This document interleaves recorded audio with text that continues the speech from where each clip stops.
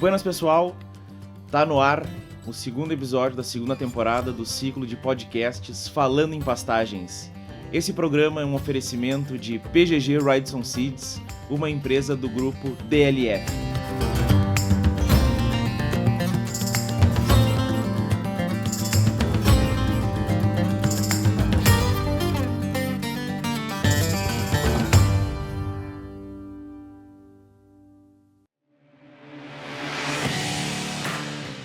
A pastagem é densidade de semeadura. Escolha da genética adequada e conhecimento da cultura antecessor. A pastagem é o que veio antes. O que temos no momento e o que está por vir. A pastagem é a adubação, O processo de colheita. o cuidado constante e metódico, A pastagem é data de semeadura. controle de plantas indesejadas e todo o planejamento envolvido. E sabemos disso porque a pastagem É o nosso negócio. Tá no ar o segundo episódio da segunda temporada de Falando em Pastagens. E hoje esse programa está sendo gravado durante a semana da Exposição Nacional de Hereford e Braford. E não podia ser diferente, o nosso convidado, alguém que faz parte da nossa história.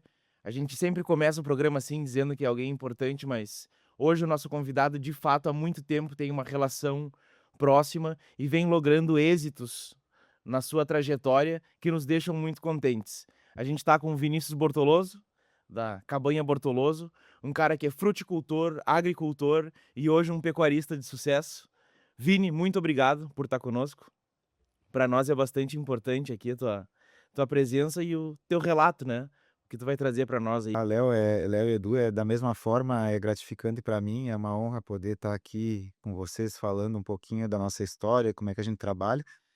E, de certa forma, eu não estou muito acostumado com o microfone, mas eu acho que a gente conversa do que a gente faz, do que a gente gosta, acho que vai ser legal. Perfeito.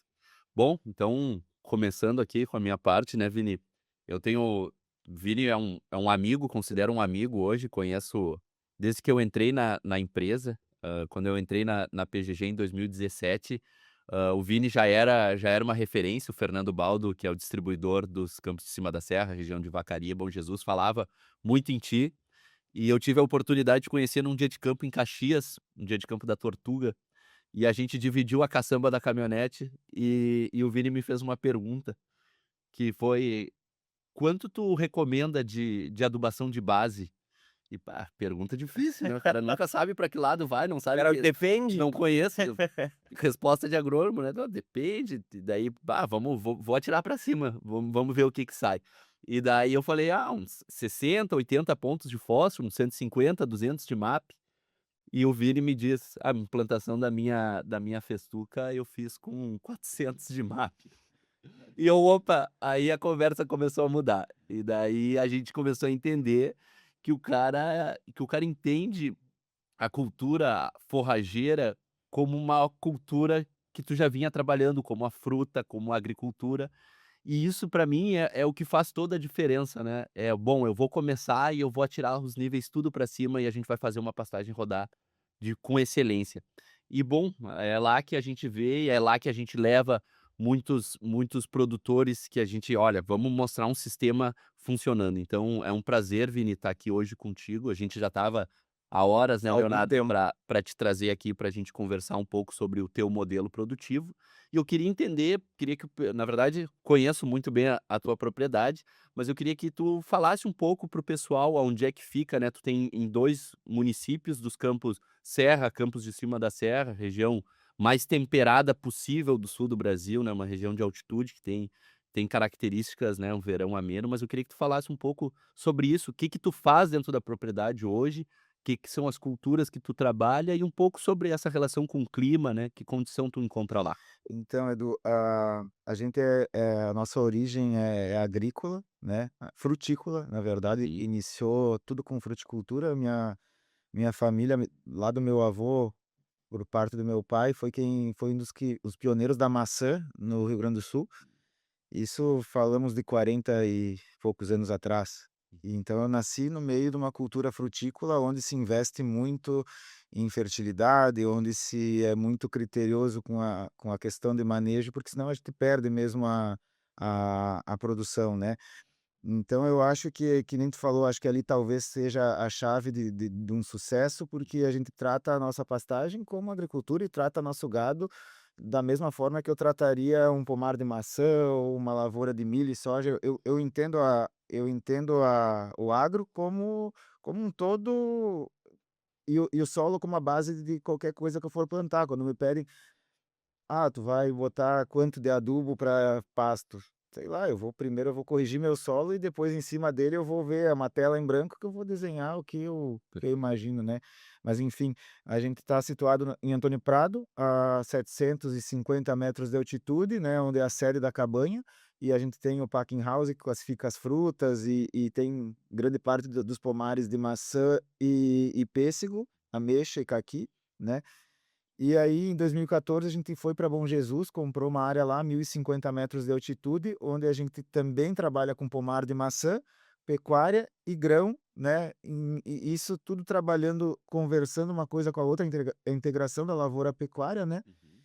E aí também tem algumas áreas arrendadas nessa volta de Antônio Prado e IP ali, então a gente trabalha nessa forma com fruticultura, agricultura e pecuária. Uhum. E tu já conhecia como é que essa relação? Porque quando eu entrei na empresa, tu já tinha festuca implantada lá.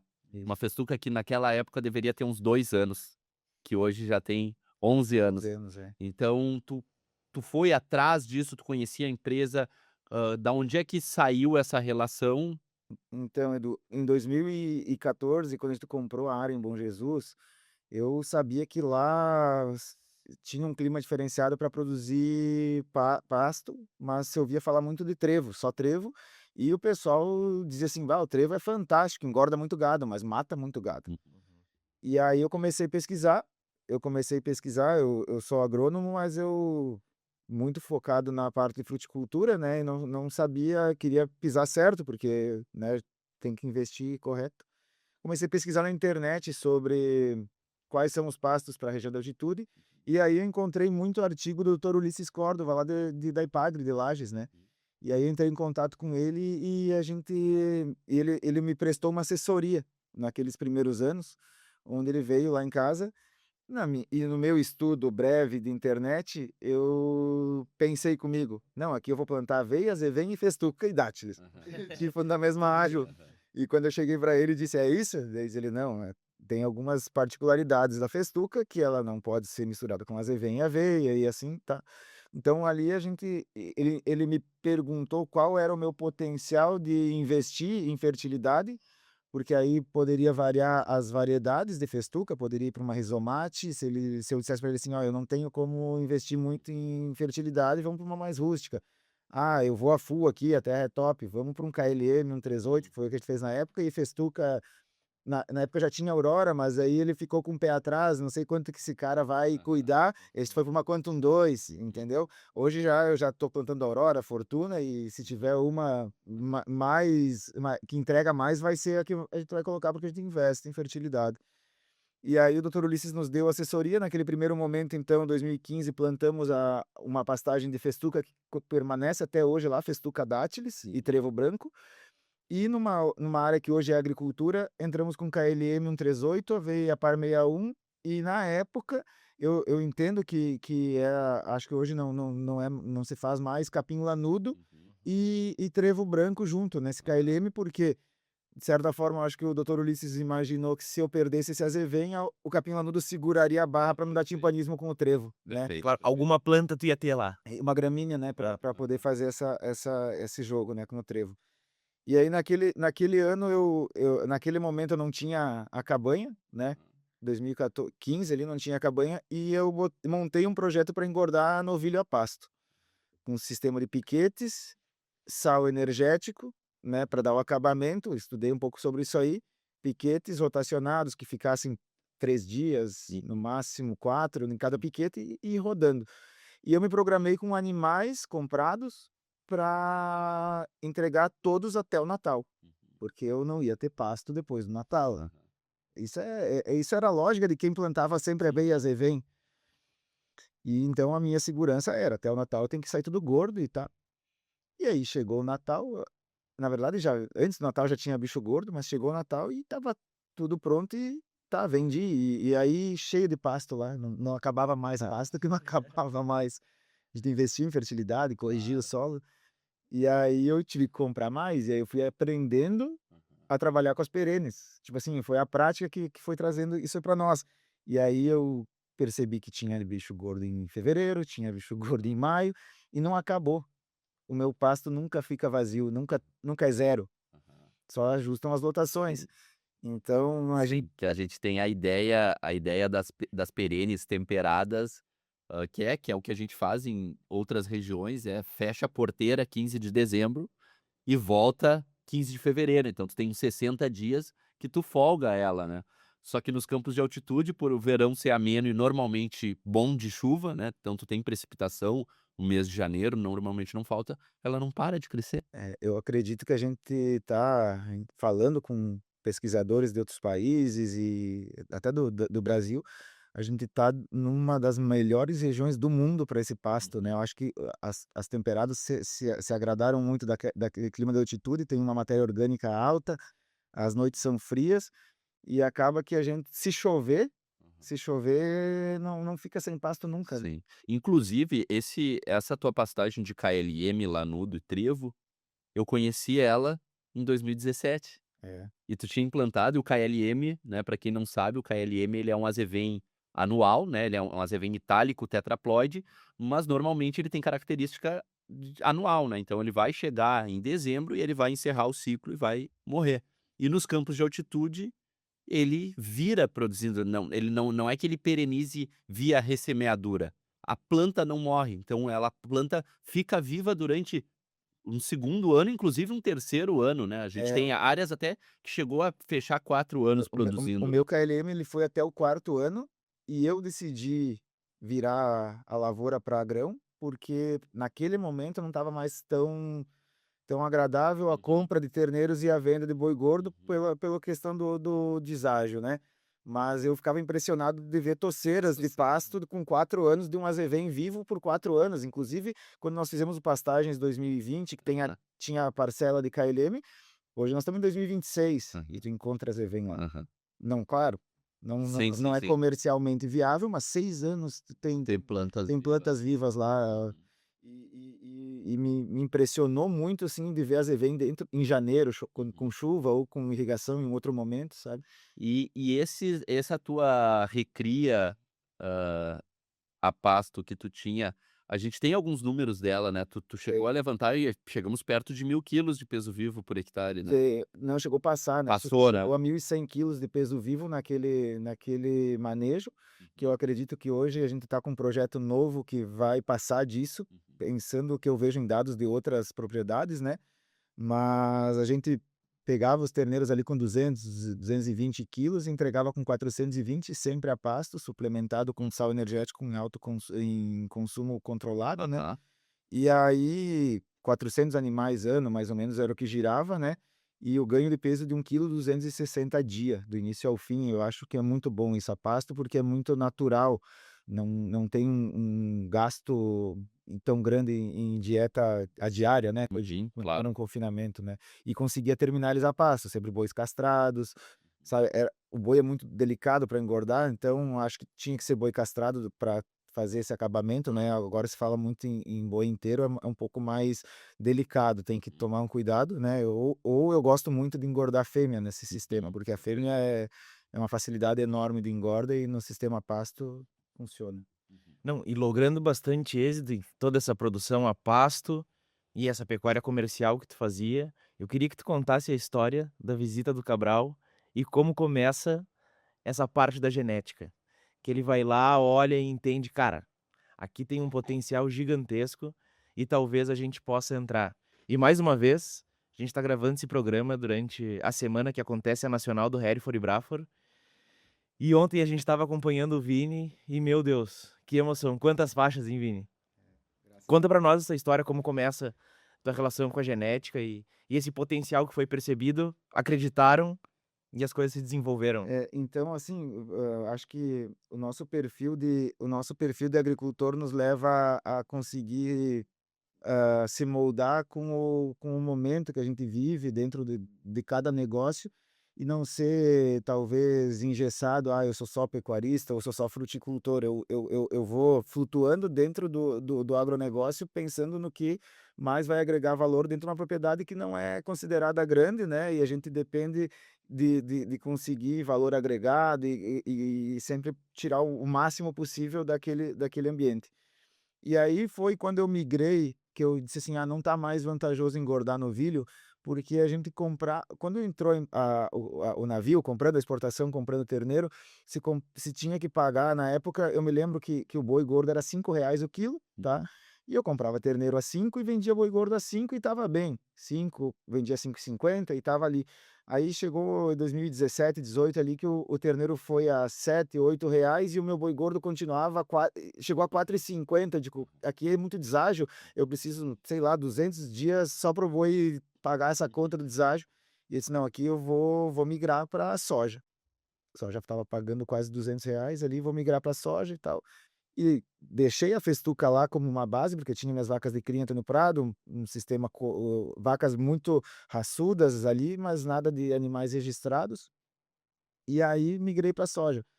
Mas eu pensei assim: "Não, mas eu inquieto com a pecuária, eu digo: 'Não posso ficar só com a vaca de cria aqui'". Sim.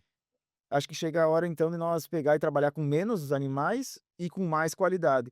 Foi aí que eu adquiri os primeiros embriões, comecei com a transferência de embrião, pesquisei um pouco sobre isso e entrei em contato com pessoas muito qualificadas, pessoal da Biotecna, pessoal do Wagner, né, foi quem me deu o primeiro auxílio. E aí comecei em 2019, botei os primeiros embriões, 2019, e aí eu estava trabalhando com soja e milho e aquela festuca lá velha e os campos nativos entram no prado aqui, que melhora no inverno e tal. E aí 2020 nasceram os primeiros terneiros, né, emprenhamos, e 2021 estava para desmamar ali vamos dizer assim, de janeiro ali de 2021 os terneiros estavam ao pé das vacas lá na festuca, e eu me lembro como fosse hoje, o pessoal nós estava num movimento para criar o núcleo de criadores de Hereford e Braford em Vacaria, né, Uhum. e aí nesse movimento que o Cabral como técnico estava fomentando, me convidaram para um jantar e onde eu conheci o Emanuel, né, o Cabral, e me apresentei. E eu disse: "Eu tenho lá 7 ou 8 terneiros Hereford nascidos", e também tinha alguns Angus, mas enfim, naquele momento o foco era o Hereford, né. E ele disse: "Vamos lá ver". E aí fomos lá ver num final de tarde, me lembro nitidamente na minha cabeça isso, e ele disse: "Tia, aqui tem bicho bom, tu tem que levar pra exposição, tem que levar isso aqui para mostrar para alguém". E aí naquele dia eu disse para ele assim: "Mas como é que leva pra exposição? Eu nunca fui, não sei como é que é". E aí hoje eu entendo que ele não, para não me assustar, ele me disse assim: "Não, isso aí é só tu fechar lá, botar uma raçãozinha e leva, é fácil". Simplificou ao máximo que Simplificou. E podia. eu acho que foi o que precisava, Claro. porque Se se eu soubesse. soubesse da tempestade, Se ele tivesse aberto. talvez a pessoa se assusta, né. E aí comecei a preparar os animais do meu jeito e da Aham. mesma forma tentando estudar e procurando pessoas que me ensinassem, e naquele ano a gente foi para a primeira nacional do Hereford da minha vida, que foi em Uruguaiana, 2021, ano de pandemia, né. E aí muita gente dizia assim: Que tu vai fazer numa nacional, tu lá da serra, que nunca pisou?" Tipo assim, e a gente imaginava, né, que aquilo ali era um troço inacessível Sim. mas se a gente não tentar Uhum. e a minha opinião é, tudo que eu fizer tenho que fazer junto com os melhores, porque eu vou estar me espelhando neles e se eu não ganhar, pelo menos eu tô me espelhando em quem tá ganhando e a minha baliza sobe, né. Uhum. E fomos para nacional e a grata satisfação e surpresa de ganhar o grande campeão terneiro na primeira saída e a reservada campeã terneira, né, nós só tinha terneiros, né. Daí provou o gostinho. E aí o mosquitinho picou Já era. e aí depois tive muita sorte também de ter tido um bom cabanheiro, depois disso que foi o José, o Furão que veio, daí já começou a Expo Inter e ficou. E aí tá, aí seguiu, 2022 ganhamos daí o 21 foi essa, daí a gente já foi para esteio, né, naquele ano com os terneiros, aí terneiro em esteio julga junto com os adultos, andou bonito, mas quase conseguimos um terceiro melhor na fêmea ali, que foi muito elogiado.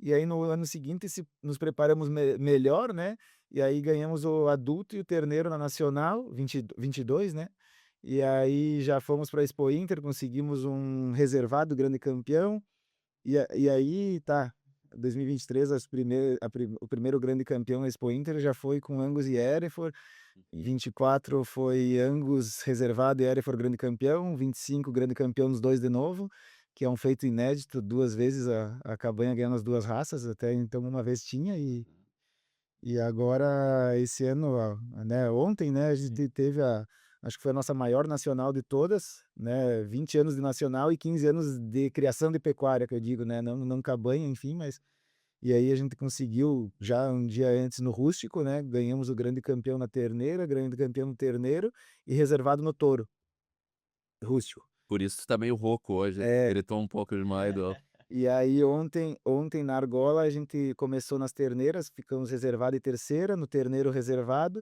e aí quando chegamos nos touros lá, conseguimos o grande campeão e o reservado, uma dobradinha com 2 touros que sempre acreditei, um deles foi o campeão da Expo Inter do ano passado, e 99% das pessoas me chamavam de louco de trazer o touro de volta, porque tu tá botando à prova uma Claro. coisa que ele já fez o que ele tinha que fazer e só tem a perder talvez, né, se ele não e aí tá, ele perdeu, mas perdeu para um touro nosso e ficou primeiro e segundo, e aí a gente conseguiu consagrar um outro touro que até então andava na sombra do outro e acaba que a gente prova que ano após ano, touro após touro, a gente tá com uma consolidado.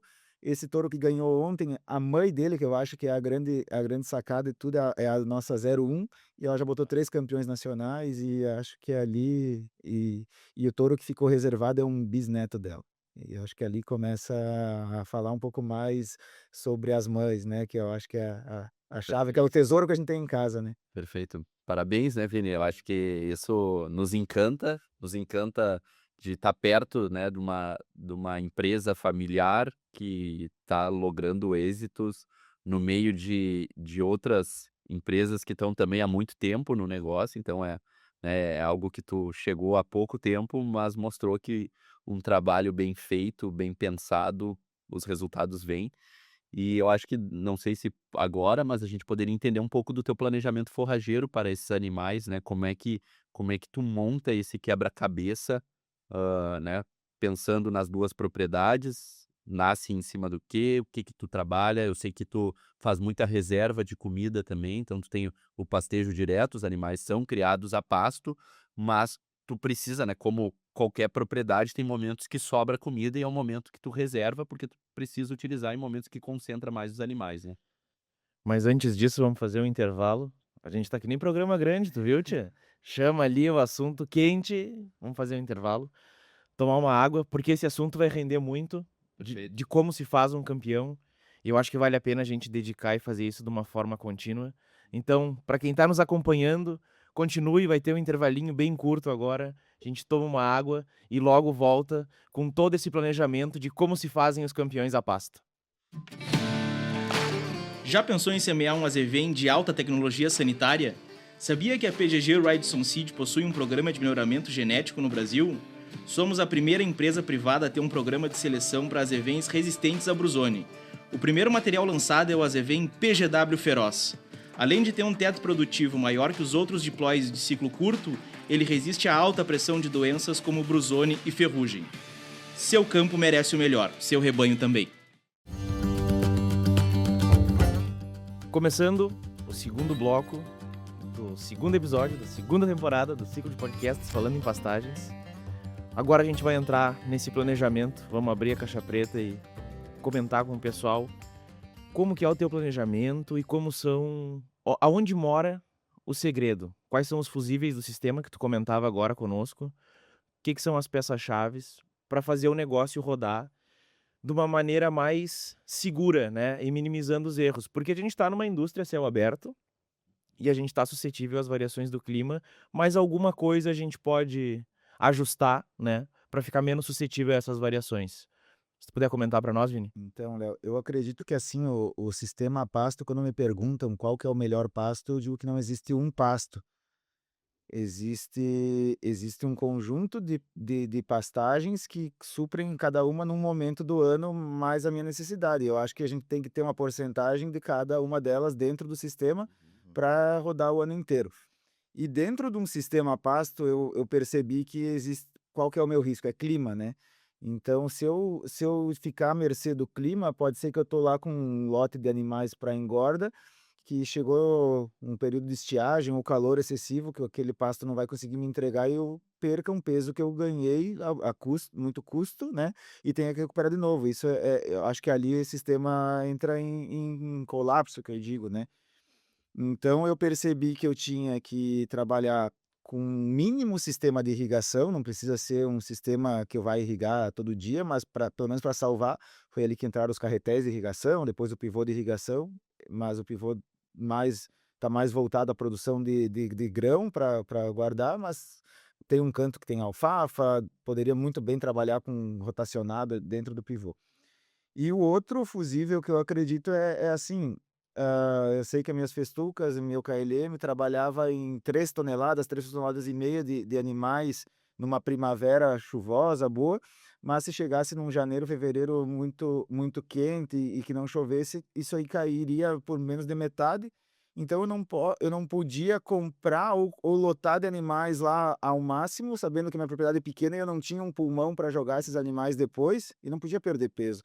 Então eu decidi trabalhar numa lotação talvez 20% menor do que o máximo, ou até menos que 20%, e quando chega num piquete e o outro já está bom, a gente pula e produz pré-secado. A gente comprou um sistema pequeno de fazer bolas pequenas e para poder somente colher aquele excedente de pasto e guardar para algum outro momento, uma desmama de terneiro, umas vacas que estão no inverno esperando para dar cria, enfim, algum momento usar, né. E eu acho que então fechamos essa chave com pastos diferentes, que seja festuca, KLM, e quem sabe vamos para o Antônio Prado, um tifto com chicória, com aveia no inverno, e aí eu consigo ter pasto todo ano, e aí eu sempre tenho uma categoria que é mais exigente, ou que seja da engorda, que seja os touros que vão para o remate, que esses animais sempre vão andar no meu melhor pasto no momento que eu vou precisar que eles se aprontem. Então acaba que a gente elege quem são as categorias e a gente sempre tem um pasto bom durante o ano. Quando a festuca não está me entregando lá em fevereiro o máximo dela, a chicória com o tifton tá. Uhum. Ou o milheto tá na integração com o inverno, porque daí eu digo assim, o milheto no verão, o sorgo, que seja, com o interstar no inverno. Então sempre tem alguma coisa que está no máximo Uhum. potencial, sabe? Acho que é por aí. E a pergunta de como é o meu planejamento, né? Hoje a gente trabalha Antônio Prado, campos nativos, onde a gente entra com a semeadura na linha, de aveia Azevém, Interstar e a Par 61 é o nosso carro-chefe, né. Bom Jesus nas áreas que entra a agricultura, que seja soja, feijão, a gente gosta muito de produzir feijão por ter um ciclo mais curto, poder irrigar e poder ter pasto antes. E ter pasto até mais tarde, né, que eu acho que Claro. a nossa cultura principal hoje é pasto e não é o grão, né. E aí, então eu consigo nessa área que tem feijão, por exemplo, colhe o feijão agora início de abril, já está plantando azevém, e aí trabalha com esse azevém até meado de novembro. Então a gente consegue ir muito longe, ou fazendo pré-secado, ou usando para pastejo, né. E aí as festucas são as perenes que ficam lá para sempre e aguentando os vazios forrageiros, e aí no verão ela, vamos dizer assim, ela não é obrigada Hum. a estar me entregando, mas ela entrega. Perfeito. Bem adubada, ela entrega. No forte do inverno também, para mim, não é o que eu estou contando com ela, mas eu percebi que com alguns manejos ela me entrega quase igual uma de inverno. E aí, então tá, uma forte no inverno, que é o Inter. Sim, tu escolhe para o inverno, há alguns anos já tu vem trabalhando com tetraploides, né, tu Tetraploide. entende que Isso, isso, o resultado é isso, superior por isso. qualidade, por produtividade. Eu percebia assim, ó, eu fazia aveia azevém, tá, no inverno. E aí eu percebi que tendo a festuca, a aveia vai me dar um pastejo um pouco mais antecipado do que o azevém sozinho. Sei lá, com 35 dias eu já entro com animais, 40. Enquanto com azevém eu vou para 60 dias, 20 dias a mais. Mas tendo festuca eu não preciso desses 20 dias. Eu economizo plantando só azevém, Claro. e não só economizo, como eu tenho um potencial muito melhor do meu azevém, ele estando sozinho, ele tem mais as entradas de luz, ele menos competição do que com a aveia ali, extremamente resistente ao gelo, né? Então, esse ano que passou ali, a nossa região sofreu com geada tardia. O pessoal tava com as aveias muito bonitas, mas também muito grandes, né? E acabaram morrendo aveias por questão do gelo. Claro que tem aveias como Impacta que não morrem, mas em geral sofreram, né? Sofrendo. E aí o Inter não, o Inter era o gado batendo em cima da geada e tava lá. E ele me entrega muito no inverno. Ele me entrega, é um absurdo, o rebrote é muito rápido, então ele é uma máquina. Esse ano a gente vai pro Estelar, que vem a ser a mesma genética melhorada para doença, né? E aí o Inter no inverno, festucas para vazios de primavera e outono, que é onde Uhum. elas vão ter que me salvar quando eu não tenho pasto de inverno e nem o de verão se acabando, né? E aí, dentro dos de verão, eu trabalho. Esse ano a gente optou pelo cenário que estava a pecuária em relação ao grão, a pecuária é muito mais agradável. A gente plantou alguma coisa mais segura, sabendo de um ano de laninha também de seca, plantamos milheto numa área que iria soja. Compramos animais para engorda, porque daí a gente, né, tem que lotar aquilo. Engordei novilhas, botei vaca de cria, consegui lograr bons êxitos no milheto, né? Folguei, de certa forma, um pouco mais as minhas festucas, que agora é onde eu tô jogando toda a minha terneirada, todas as vacas dos terneiros do tarde, que tá, acho que foi assertivo. E aí, então, o meu verão tem uma perene, que é o Tifton, em alguns pontos lá em Antônio Prado, né? Tem esse Tifton com chicória, e algum ano pode entrar um milheto, mas a chave do negócio é que quando eu faço um planejamento de uma propriedade, se ela, vamos dizer assim, Bom Jesus, acho que talvez não entre o Tifton, ao meu ver, tá? Porque é muito frio e acaba que essa janela se encurta demais. Mas vamos lá, eu tenho Antônio Prado e Bom Jesus. Eu trabalhar 70% da minha área, ou 50%, quem sabe, com perene de festuca, e os outros 50% eu divido entre Tifton e uma lavoura de verão e inverno, que eu digo assim, que Anuais. ou que é anuais, ou que entre soja e o Inter no inverno, ou se eu quiser só ter pecuária, que entre um milheto, um sorgo e o Inter no inverno. Que aí eu vou ter, tipo assim, o máximo do máximo num período curto, né? O teu rebanho, ele muda de propriedade? Muda. Ele não tá fixo num Não, Bom Jesus, um rebanho, Antônio Prado, outro. não na verdade, o que fica fixo é a cria dos touros, que são animais que não dá para ficar também movimentando demais, né? E esses animais, mas assim, eu tenho bem a questão das vacas de cria, elas vão entre as festucas, porque que acontece? Vaca, como a- hoje 80, 90% é transferência de embrião e inseminação, e então a gente tem tudo programado quando as vacas vão parir, a gente sabe cada vaca, né? E aí a gente tenta trazer elas para mais próximo. Então o pré-parto é mais próximo de casa, pariu, vai indo para as festucas, aí começa a programar os protocolos de reprodução. E aí, conforme as vacas vão emprenhando, elas vão indo para outro lugar e as que não estão prenhas vão ficando para concentrar manejo. E então isso gira muito, né? E aí os touros não, os touros ficam lá, a recria dos terneiros fica num lugar, mas as vacas de cria ali, elas giram muito até elas estarem todas prenhas para Uhum, se enlotarem, né? uhum, Então isso é dinâmico. A gente tem pouca área de nativo. uhum. Hoje nosso gado gira bastante em cima dessas pastagens. E aí muita gente questiona, né, porque como é que não vale a pena ficar vaca pesada, com terneiro pesado, em cima de pastagem que é alto investimento? E aí eu digo assim, vale pela seguinte maneira, nenhuma vaca lá em casa ela é patrimônio que vai ficar lá para sempre, então vaca falhada vai embora. Como a gente trabalha com transferência de embrião, muito transferência de embrião, são barrigas de aluguel, a maioria vacas que não são registradas, então vaca que tem que emprenhar, se não emprenhar, tá fora e tem que sair gorda. E o que me agrada muito do sistema das perenes é o seguinte: vaca com terneiro na pastagem, ela engorda dando de mamar. E aí, quando chega no final, agora na desmama, desculpa, eu já sei se ela é vazia ou prenha.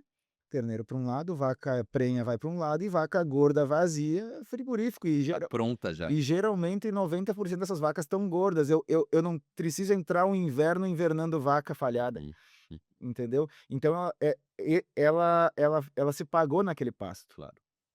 E é uma ativa, a vaca falhada, claro que a gente busca emprenhar ao máximo, mas ela não dá prejuízo se ela sair gorda. Claro. Ela não pode ficar mais um ano lá, mais 6 meses para engordar no A gente tá inverno. falando vaca de 650 quilos, É, por aí, é uma média. vacas grandes, vacas Vacas pesadas, grandes, né? isso. Perfeito. Eu tenho duas perguntas para ti. A primeira é que eu acho incrível, que é a capacidade de vocês de utilizar o máximo da propriedade, olhar para todos os cantos da propriedade e planejar e pensar que aquilo ali pode ser produtivo. E o que vocês fazem lá com a produção na entrelinha da maçã de perene de inverno, para mim é algo incrível. Você tem uma que é necessário tu formar um pasto naquela entrelinha, porque tu tem um trânsito de máquinas muito pesado por causa do tratamento. Então tu ter um pasto perene ali que, né, diminua a erosão, né, diminua vários problemas que tem daquele trânsito de máquina, mas tu só não é só para isso que serve, tu consegue retirar essa comida dali, né. Podia nos contar um pouco sobre isso, da onde é que tu tirou essa ideia, se isso foi algo teu mesmo, porque eu não vejo em outros lugares, isso é algo que eu vejo ali e ponto, né. De certa forma, o não é a gente que inventou nada, porque o dátiles é conhecido como capim dos pomares, né. Uhum. Então ele é muito utilizado para isso aí, para firmar a terra ali, para tu diminuir o tanto de invasoras, né, porque ele cresce até um hábito e vai acamar se então se ficar só o dátiles e a festuca lá, tá tudo bem, com pouco manejo tu tá mantendo teu pomar limpo, né. Não bastasse isso, com aquele conjunto de pré-secado que a gente tinha adquirido lá de máquinas pequenas, eu disse assim: "Por que não, né, fazer pasto no meio da entrelinha?", não, naquele momento era azevém que nascia aguacho, né, e aí fui fazendo meus testes, adaptando máquina e tal, e eu percebi que ali é um pasto grátis, né, Uhum. é uma sobra de adubo que às vezes, cai, né, do jogar na linha do pomar e cai lá dentro e aquele pasto tá lá e tá tem algumas regiões que soltam animais dentro dos pomares, eu sou um pouco contrário a isso, pensando na questão de perca de produtividade dos ramos mais baixos do pomar, que os animais vão se raspar, vão roer, enfim. Então eu prefiro aproveitar o pasto colhendo.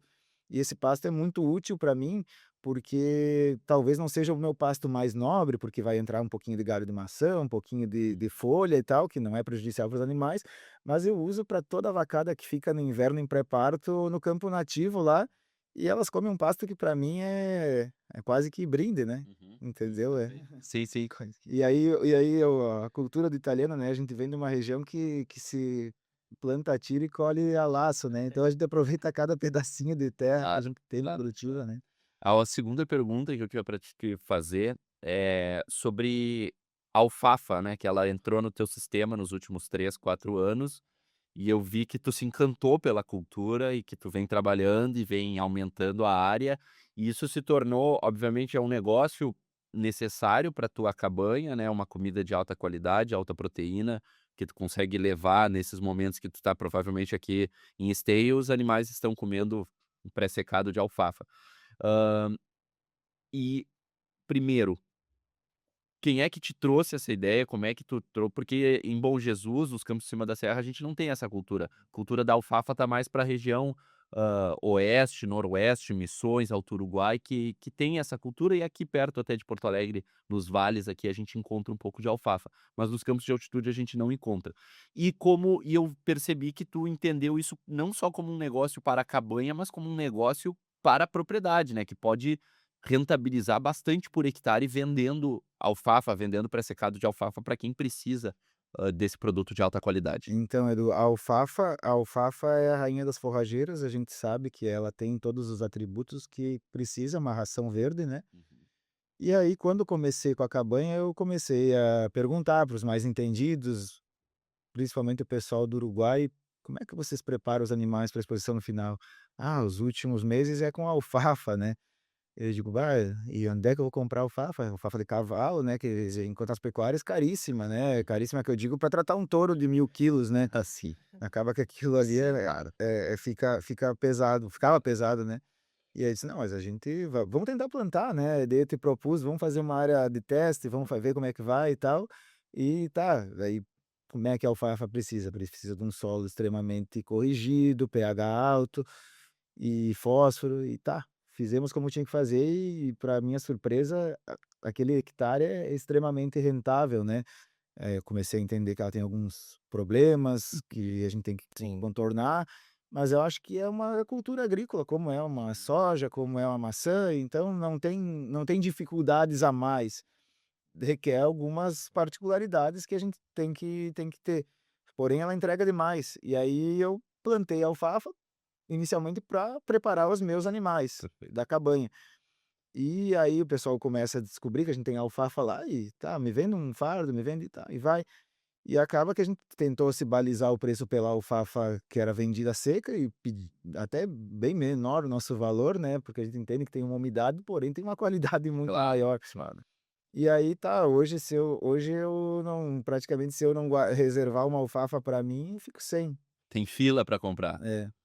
E isso surge como um negócio, porque se a gente pensar na produtividade, tu alcançou produtividades. Surge como um negócio extremamente lucrativo que a gente vai trabalhar ali, agora cálculo de quilos por hectare, se tu quiser fazer, vamos lá, chegamos a 500 bolas de 80 quilos por ano num hectare, Aham. então é 40 4.000 quilos. 4.000. 4.000 quilos, né, Aham. de um produto que é 40.000 quilos. 40.000 40 quilos, mil né, quilos. Ah, sim, 40.000 quilos de pré-secado. de pré-secado. Seria aproximadamente uns 18.000 quilos de matéria seca. Isso. Perfeito. E então tá, vamos Perfeito. trabalhar no De alfafa. de De alfafa. alfafa. Então, aí, claro, tem o custo de manutenção dessa área, tem o custo do plástico, da operação toda, mas é extremamente lucrativa.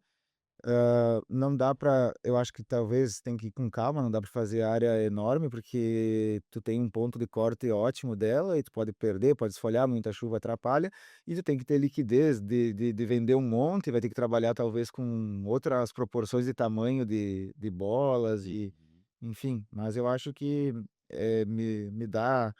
me dá muita vontade de plantar um pivô de irrigação inteiro de alfafa, mas eu preciso dele também para outras coisas e a gente fica Claro, naquela: "Se não, vamos ampliar mais um pouquinho", daí claro. já são 2, vai para 3 hectares e a nossa necessidade é um meio hectare.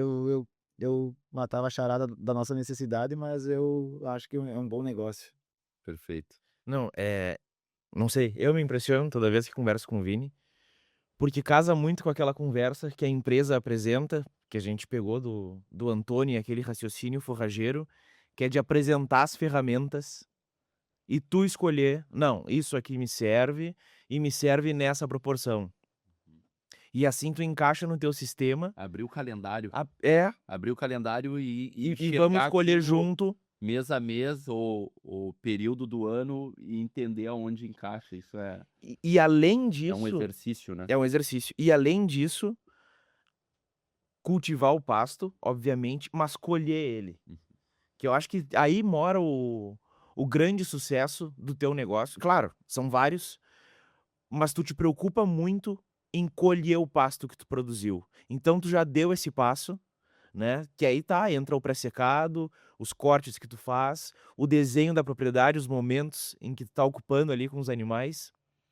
E isso pra mim é impressionante, é aí que tá o negócio, né, a colheita. Obviamente tem que cultivar, adubar ali, mas isso muita gente já consegue. Mas esse passo de entender a colheita, pra mim é impressionante. E um ponto que é importantíssimo para nós pecuaristas é como a PGW, a PGG, né, se enquadrou dentro do cenário da pecuária, porque não existia uma empresa que entregasse um portfólio de ferramentas, Uhum, uhum, e até então só existia o azevém comum e 1, 2 aveias e era isso, né. uhum. A gente tem ferramenta, a gente tem um azevém que vai andar na região mais quente, tem um azevém que vai ser mais longo, tem o que vai ser perene, tem a festuca A, B e C. Eu acho que ali a gente tem ferramenta para trabalhar. Não bota tudo num balaio comum de aveia, azevém e festuca, porque quando eu cheguei em Bom Jesus, a primeira coisa que me disseram é que festuca não funcionava porque era muito dura, Claro. né, e a festuca é revolucionária Não. nos campos de altitude ali, né. E aproveitando a deixa, né, Vini, a gente vai continuar trazendo materiais novos, o melhoramento está sendo feito no Brasil, a gente não está parado, né, o negócio continua evoluindo e o processo cada vez parece mais acelerado com novidades, então um nabo forrageiro vindo da Nova Zelândia, pensando em solo, mas pensando em produção animal e por aí vai. Então a gente continua nesse processo.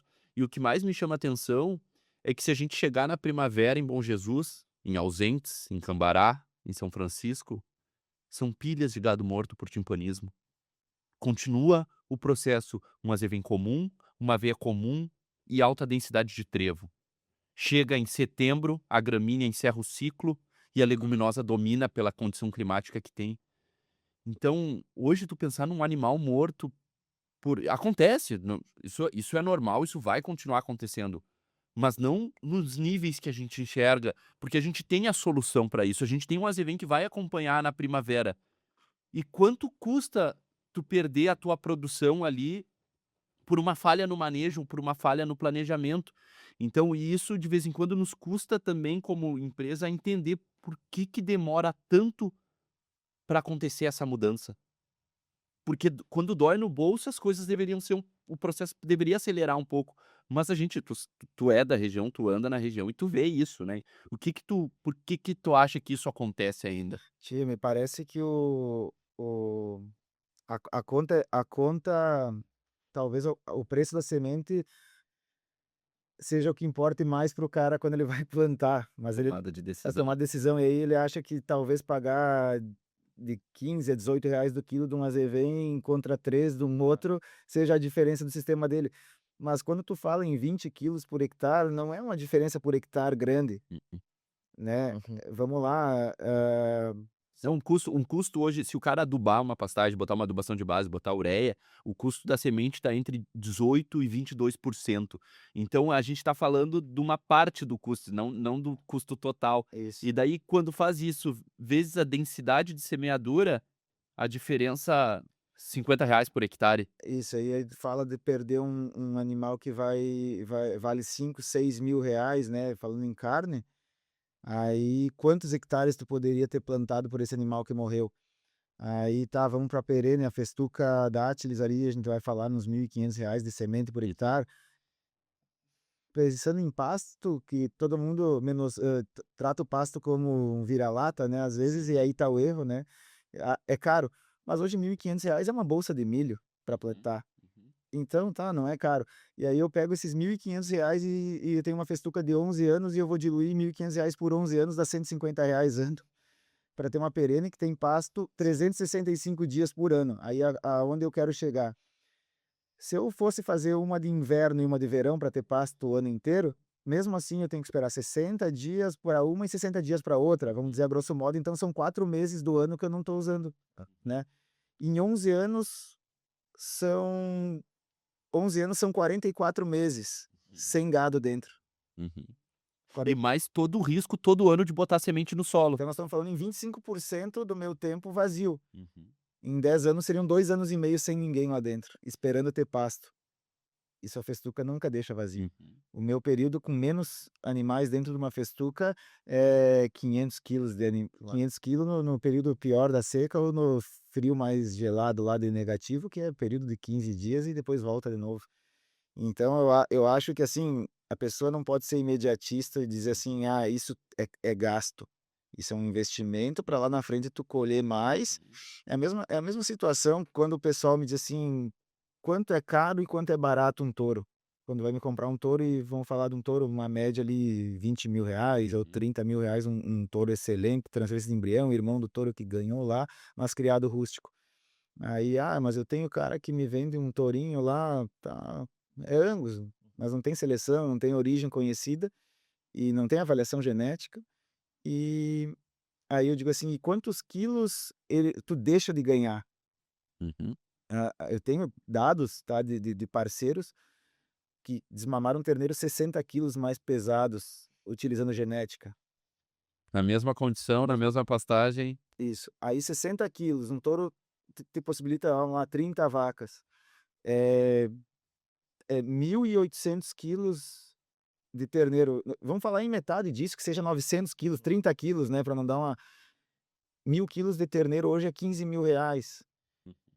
E aí, fora as fêmeas que ficam, em uma temporada tu pagou teu touro, então hoje o touro caro é o touro que não te entrega. Claro. Hoje o pasto caro é o pasto que te deixa na mão Sim. quando tu mais precisa. O barato de graça é caro. É barato até precisar usar. Uhum. Precisou usar e começa a se tornar caro porque não Se entrega. se hoje eu tiver alguém me dizer assim: "Ah, mas eu tudo de graça, azevém comum para te plantar nas tuas lavouras", eu não quero, porque vai me trazer inúmeros problemas, eu não vou ter pasto em outubro. Esse ano, para ter uma ideia, uma área de winter, que ela foi destinada para pré-secado, Uhum. tá? E foi cortada em metade de novembro, a gente passou um pouquinho do tempo de cortar e ela sementou. E caiu semente, Uhum. tá? Caiu bastante semente. E a gente fez o pré-secado, a gente disse assim, e nem por ter caído semente, eu digo assim, metade de novembro, agora ele se entrega, né? Eu colhi, ele tava, parecia que já estava seco, né? Secando, né? E entrei com a plantadeira plantando milheto. E choveu. Além de nascer as sementes que caíram, alguma coisa, a planta rebrotou.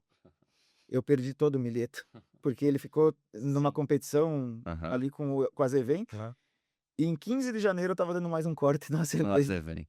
E aí eu decidi, tipo assim, vou dar esse corte e chega. Daí tive que dessecar ele, e desseca e morre muito fácil com glifosato, e plantar feijão. Perfeito. Que aí eu tinha a possibilidade de plantar feijão, colhi semana passada e tá tudo certo. E é uma máquina de produzir. O Inter em Bom Jesus vai a janeiro. A gente não pode garantir para todo mundo que vai a janeiro, mas Sim, em condições ótimas vai. perfeito. É. Bom, acho que a gente está chegando no final, né? Eu Sim. queria, Vini, mais uma vez, né, agradecer sempre, tu tá sempre de porteiras abertas. Eu uso muito a tua propriedade como referência e a gente está sempre levando produtores e tu tá sempre lá feliz, mostrando o trabalho que tu faz. Isso encanta todo mundo. E mais uma vez, né, tu é uma referência e tu leva a gente também junto contigo em todo lugar que tu vai. Eu sei disso, a gente vê isso, então, obrigado por todos esses anos de parceria. Acho que a gente vem crescendo, vem evoluindo junto. É muito bonito de ver isso, né?